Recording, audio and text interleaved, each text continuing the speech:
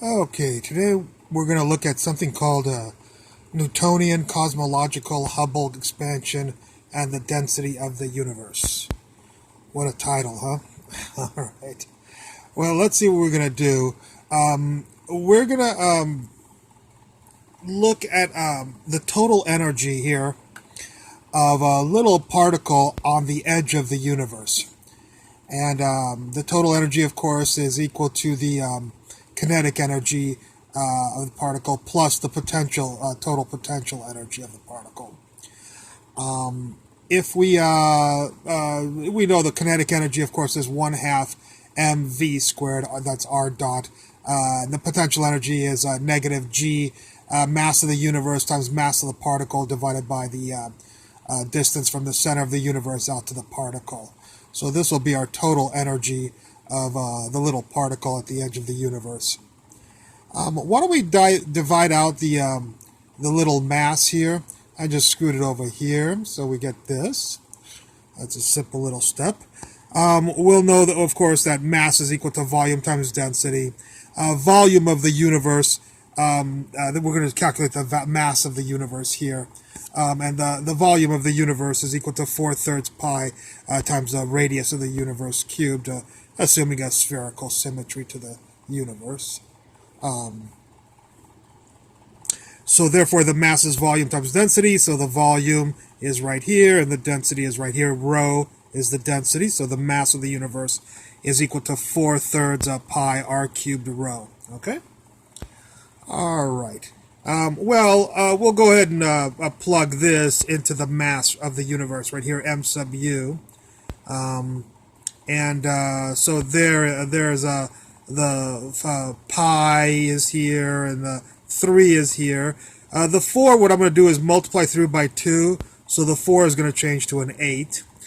First of all, next, if you put r cubed here, r cubed over r will be r squared.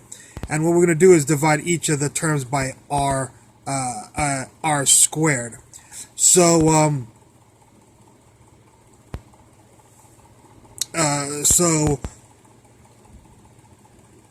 therefore, found a little mistake here. There we go. Now it makes sense.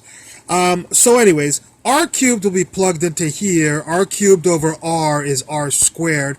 And we're going to divide this by r squared, which gives us r squared on the bottom. We're going to divide this by r squared, which gives us an r squared on the bottom. And over here, remember, r cubed over r is r squared on the top. If you divide by r squared, it'll cancel, and there will be no r squared. So this becomes this if you plug this into the mass of the universe right here. Okay? All right, so we end up with this equation. If you like, I'll read it out for you. 2 times the total energy of the little mass on the edge of the universe divided by the total energy of the mass of the universe divided by the mass of the little particle on the edge of the universe. The radius of the universe squared. The velocity of the edge of the universe squared, that's r dot squared.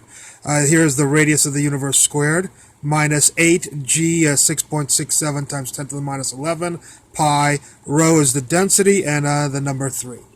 All right, well, let's take a look over here. We'll just swing this over and solve for r dot squared over r squared. So we just get this little simple algebra. And we'll take the square root of both sides, so the square root of this side is the square root of this side. One thing that's kind of neat here is that when you take the square root of both sides, you'll get a plus and minus on your r dot over r. And we consider positive, if the velocity over the radius is positive, of course that would mean the universe is expanding. And if you have a negative, r dot over r, then the universe is contracting. So it's interesting that we have already the possibility for the universe to expand and contract in one equation. We're going to let the total energy of the particle be very close to 0. So this would zero out right here. E total would be 0. We'll plug this 0 into there. This will go away. This will live though, and there he is right there. So we'll get this is equal to this. We're going to flip both sides, flip this side and flip this side, so we get this. And it turns out that r over r dot, the radius of the universe divided by the velocity of the edge of the universe, is equal to 1 over the Hubble constant. And the Hubble constant is about 50 kilometers per second per megaparsec. And it is 1 over Hubble is 1 over time, so 1 over Hubble is equal to time. And I've done the calculation for you. You can do it yourself or find another source. But 1 over the Hubble constant is 6 times 10 to the 17 seconds. So this is equal to 1 over Hubble, and 1 over Hubble equals 6 times 10 to the 17 seconds. This is this, and this is this, and this is this. You know G, you know pi, you know 3, you know 8, so the only person you don't know is the density of the universe. And if you calculate this out doing a little bit of algebra or type it into a solver, you'll get that the density will equal 5 times 10 to the minus 27 kilograms per meter cubed. 10 to the minus 27 kilograms should look familiar to you. That's about the mass of a proton. And if you have 5 times 10 to the minus 27 kilograms per meter cubed, it means that the average density of the universe will be about 3 times 3 hydrogen 3 protons per meter cubed on average. We call this the critical density of the universe. And the reason why is because, remember, we let the total energy equal to 0.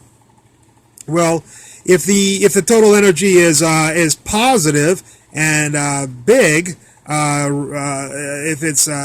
it will make this bigger, and that means that the critical density, therefore, if the total energy of the little particle, the little mass on the edge of the universe is positive, the critical density will be larger than 5 times 10 to the minus 27 kilograms per meter cubed. And if the critical density is larger, we would say that we have something called a closed universe, where there's enough matter inside the universe for the universe to recollapse upon itself after it finishes expanding. If the total energy is negative of the little particle, and a lot of people say, how could the little particle have a negative energy?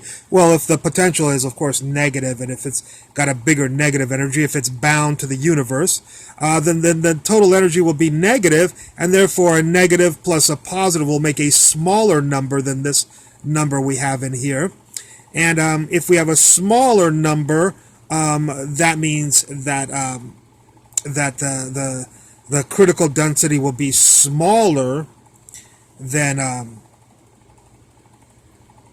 the density will be smaller than the critical density, and if the density is smaller, the universe will expand forever. We call that an open universe, where it expands forever and never collapses upon itself and becomes a new universe. It just dies and decays like a tree or anything else that we know of, all other things in the universe that naturally die, like stars and so on. So if it's an open universe, the universe will decay and die.